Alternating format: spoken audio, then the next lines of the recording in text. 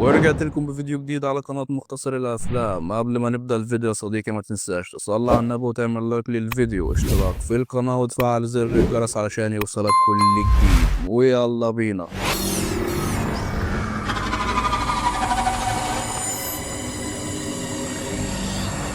بيبدأ الفيلم في مدينة بارو في ألاسكا، واللي الشتاء بيكون داخل على المدينة، والكل بيستعد لفترة الليل القطبي واللي بتكون 30 يوم من الظلام الدامي من غير ما الشمس ما تطلع. ده آخر يوم قبل ما العتمة تبدأ، ومشرف البلدة ابن إيريسون مع مساعده بيلاقوا كل التليفونات محروقة في التلج، والنتيجة إن البلدة اتعزلت تماما عن العالم الخارجي، لا تواصل ولا مساعدة. أغلب الناس بيسيبوا المكان قبل الظلام ما يجي، والباقيين بيستعدوا للعيش في العزلة لمدة شهر في مكان تربية الكلاب. حد قتل الكلاب بوحشية، ابن بيتم يبلغه بالموضوع فبيقرر يروح يشوف بنفسه. في الوقت ده ستيلا مراته اللي علاقتها بيه متوترة بتكون في البلد علشان شغلها في إدارة الإطفاء، لكنها مش بتقوله وهي في طريقها للمطار علشان تسافر. عربيتها بتتعطل فبتضطر تتصل بابن علشان يساعدها، لكنه بيكون مشغول فبيبعت بيلي بداله. ابن بيروح مكان تربية الكلاب، بيشوف الجثث وبيلاحظ إن الكلاب اتعضت واتطعنت كذا مرة. بيطمن صاحب المكان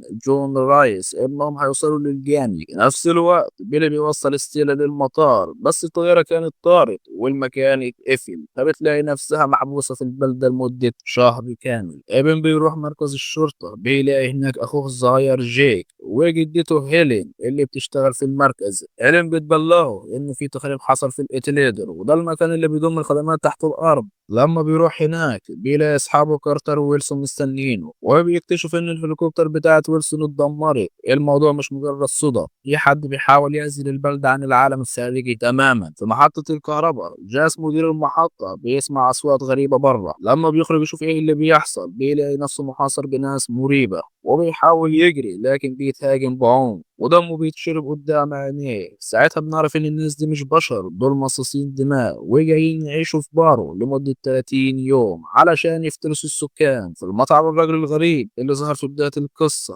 ويطلب لحم ني ومشروب. لما طلبه اترفض بيبدأ يزعق ويعمل مشاكل. ابن وستيلا اللي كانوا هناك بيحاولوا يسيطروا عليه لكنه بيكون عنيف، فابن بيقبض عليه وبيحطه في زنزانة في مركز الشرطة. في مكان تاني بنشوف 3 عمال بيكونوا مخلصين شغلهم وماشيين، فجأة واحد منهم بيتصحى في مكان مظلم، والاتنين التانيين بيبقوا مش فاهمين ايه اللي حصل. بعدها بلحظات جثة صاحبهم مليانة دم بتتحدف قدامهم، والبنت بتجري مرعوبة، لكن الراجل بيقف في مكانه وهو شايف مصاصين الدماء بيقربوا منه. في مركز الشرطة ابن بيحاول يستجوب الراجل الغريب لكنه مش بيتكلم. فجأة كل الأجهزة في المكان بتفصل. لما ابن بيحاول يتصل بجاس بيكتشف إن التليفونات مش شغالة. الراجل في الزنزانة بيقول بصوت هادي خبوا نفسكم هم جايين. ابن مش مصدق اللي بيحصل لكنه بيروح مكتب جاس علشان يتفقد الوضع. لما بيوصل لهناك بيلاقي آثار دم على تل، بيفضل ماشي وراها لحد ما بيلاقي راس جاس مقطوعة من جسمه. على طول بيرجع بسرعة علشان يحذر أهل البلدة إنهم يفضلوا مستخبيين في بيوتهم. في نفس الوقت جون ومراته اللي بيحضروا العشاء في بيتهم، فجأة مصاص دماء بيقتحم المطبخ من الشباك وبيخطف إيلي قدام عيون جوزها، وجون بيحاول ينقذها لكنه بيتصاب. المصاص بيغوتها وبيختفي في الظلام. في مركز الشرطة الراجل الغريب بيهاجم جيك، لكن ابن بيتدخل في الوقت المناسب وبيضربه وبيحاول يفهم منه هو عارف ايه عن اللي بيحصل، لكنه بيرفض يتكلم. بعدها ابن وستيلا بيقرروا يخرجوا بنفسهم يدوروا على المجرم اللي ورا كل ده. وهم في الطريق ستيلا بتحس ان في حاجة غلط، بتستخدم المنظار وبتشوف حاجة غريبة، فبتقول لي ابن يدخل العربية بسرعة. لكن قبل ما بيهربوا مصاص دماء بيهجم عليهم وبينط على سقف العربية وبيحاول يقتحمها. ابن بيضرب عليهم نار لكن الرصاص مش بيأثر فيه. في اللحظة الأخيرة ستيلا بتقدر توقعه من على العربية وبيكملوا هروبهم. لما بيرجعوا مركز الشرطة بيلاقوا المكان مقلوب رأسا على عقب، يعني متروق على الآخر يا صديقي. الدم في كل حتة، وجدته هيلين وأخوه جيك مستفيين، لكن الراجل الغريب لسه في الزنزانة. ولما ابن بيسأل عن اللي حصل بيرد عليه ببرود وبيقول له إن هما مش عايزيني. الناس بتتجمع في المطعم وبيحاولوا يفهموا إيه اللي بيحصل، وبيعرفوا إن الرصاص مش بيقتل المصاصين وإنهم بيقتلوا البشر علشان يشربوا دمهم. وأخيرا بيشوفوا كدهم لأول مرة. مارلو اللي بيتكلم بلغة غريبة وبيأمر مجموعته بمسح البلدة ويقتلوا أي حد يقابلهم. في لحظات المدينة كلها بتتحول لساحة مجزرة والدم بيغرق الشوارع. ابن وستيلا بيرجعوا للمطعم علشان يشوفوا الوضع، بيلاقوا جيك وكان ناجي تاني هناك، بس للأسف إيلين كانت ماتت على إيد واحد من مصاصين الدماء. إيبن بياخد الباقيين وبيطلع على طول يروح البيت قريب علشان يستخبوا. بعد ما بيتأكدوا إنهم في أمان، إيبن وستيلا بيقرروا يخرجوا يدوروا على سلاح، لكن المصاصين بيهاجموهم تاني وبيقلبوا العربية بتاعت إيبن وبيحاولوا يسحبوا ستيلا بره. في اللحظة اللي كانت هتروح فيها، راجل ملتحي اسمه بروير بيظهر بجرافه كبير وبينقذهم. إيبن وستيلا بيجروا على عربيته وبيهربوا معاه. بروير بيوصلهم للبيت اللي فيه العيلة، وهناك بيلاقوا الباقيين مستنيين، وهم جوه بيسمعوا صوت صراخ ناس بتتقتل بره، بس محدش فيهم عنده الجرأة يخرج. إيبن بيقترح إنهم يستنوا شوية وبعد كام يوم لما تهدى الأوضاع يتحركوا للإتليادون، المكان الوحيد اللي ممكن يكون آمن. في نفس الوقت مارلو زعيم مصاصين الدماء بيروح للراجل الغريب اللي كان محبوس في الزنزانة وبيشكره على إنه أنجز المهمة، لكنه فجأة بيكسر رقبته وبيقتله. في المكان اللي مستخبيين فيه الكل بيقرر ينام بالتساوي وبيوزعوا الأكل علشان يكفيهم ويحاولوا يفكروا في اللي هيحصل بعدين. 6 أيام بيعدوا وهم مستخبيين. في اليوم السابع بيشوفوا بنت صغيرة بره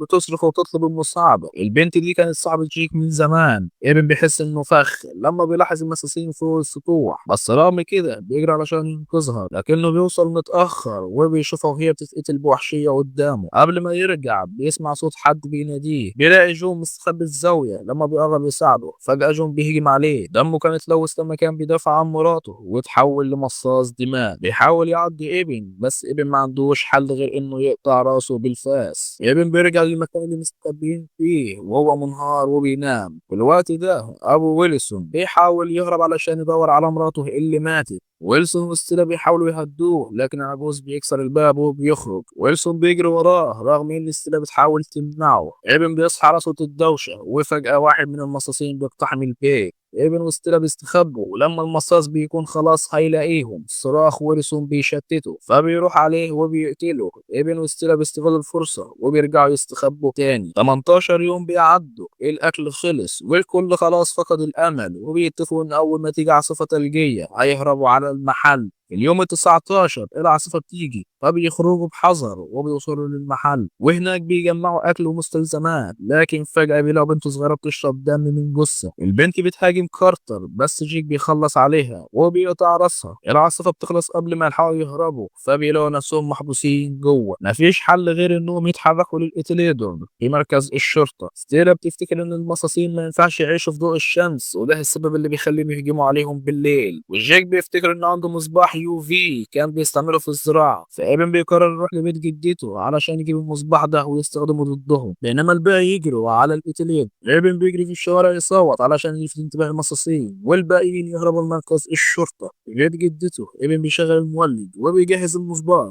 أول ما واحدة من المصاصين تقتحم البيت بيشغل الضوء عليها وبيحرقها بالكامل. مارلو بيشوفها بتتعذب فبيقضي عليها علشان يخلصها من الألم. بروير بيقرر يساعد ايبن، هو بيعمل ضجة بجرافته علشان يشغل المصاصين عنه، بيجمعهم في مبنى وبعدها بيفجر المكان كله وبيموت معاهم. ايبن بيوصل للإتليدر، لكن هناك بيكتشف إن كارتر اتعض وبدأ يتحول ومفيش حل تاني، فكارتر بيطلب من ايبن إنه ينهي حياته. ايبن بيضطر يقطع راسه. باقي منهم 5 بس. واليوم ال27 بيجي والشمس خلاص قربت تطلع. فجأة بيشوفوا ضوء جاي من بيت قريب. لما بيروحوا هناك بيلاقوا بيلي، والمفاجأة انه لسه عايش. بيلي اللي خلاص فقد الامل قتل مراته وبناته بايده علشان ما يسيبهمش للموت البشع اللي مستنيهم. لما جه ينتحر السلاح علق وما ضربش. ابن اتجنن عليه، ازاي تعمل كده، ازاي تقتله وما تحاولش حتى تحارب. بس خلاص اللي حصل حصل، فبياخدوه بحذر للمخبر. بس لما بيوصلوا بيلاقي المكان فاضي والباقيين اختفوا. بيفكروا بسرعة اكيد راح على الإتليدور، المكان الوحيد اللي ممكن يكون امن. التلاتة بيتحركوا ناحيته، لكن فجأة ستيلا بتشوف بنت صغيرة ماشية وسط التلج ومصاص دماء وراها هيهجم عليها في اي لحظة. ابن بيحذرها وبيقول لها سيبيها، مش وقت الشجاعة دلوقتي، لكن ستيلا مش قادرة تتجاهلها وبتجري علشان تنقذها. والمصيبة بتحصل، المصاص بيحس بيهم وبيبدأ يطاردهم. ابن بيقول لستيلا وبيلي يهربوا مع البنت الصغيرة وهو شاتت انتباه مصاص الدماء. التلاتة بيهربوا في اتجاهات مختلفة، وابن بيوصل للإتليدور لكن مش بيلاقي ستيلا وبيلي. بيلي اخيرا بيوصل للإتليدور لكن مصاص دماء بيخش معاه. المصاص بيهاجم بيلي وبيعضه في رقبته. بعد صراع طويل الاتنين بيقتلوا مصاص الدماء عن طريق انهم بيزقوه في مفرمة اللحم، لكن في نفس الوقت ايد بيل بتتقطع بالغلط. ابن بيلاحظ ان بيل اتعض فما عندوش حل غير انه يقطع راس صاحبه بالفاس، ودي اخر ليله من ال 30 يوم. لو عاشوا الليله دي هيكونوا احرار بكره. الناجين الباقيين مبسوطين بحذر، لكن ابن مش مرتاح. بيبص من الشباك وبيلاقي مارلو والمؤسسين بيتجمعوا. مارلو بيلمس جماعته بلغه غريبه وبيقول لهم احنا بقينا اساطير علشان دايما بنتاكد ان مفيش دليل علينا، وبيأمرهم يحرقوا البلده كلها. فجاه ابن بيسمع ستيلا على الراديو وهي بتقول انها مستخبيه تحت عربيه في التلج. ايبن بيوعدها انهم هيشوفوا شروق الشمس سوا. ايبن بيشوف العربيه، لكن مصاصين الدماء بوظوا كل انابيب البترول في البلده، والبترول بقى بيملى الشوارع وبيتحرك ناحيه العربيه اللي ستيلا والبنت الصغيره مستخبيين تحتها. ايبن بيفهم ان مفيش طريقه ينقذها دلوقتي، لو هربت المصاصين هيموتوها ولو فضلت هتتحرق. المصاصين بيولعوا النار والنار بتبدا تحرق البلده كلها من غير حلول. ايبن بياخد دم من بيلي بإبرة وبيحقن نفسه بيه، عارف ان ده هيحوله لمصاص دماء. صحابه بيشوفوه بيتحول لواحد منهم، هو بقى خطر عليهم فبيقرروا يقتلوه، لكن اخوه جيك بيوقفه. ابن بيقول كلمة وداع لاخوه وبيخرج علشان يحارب مر.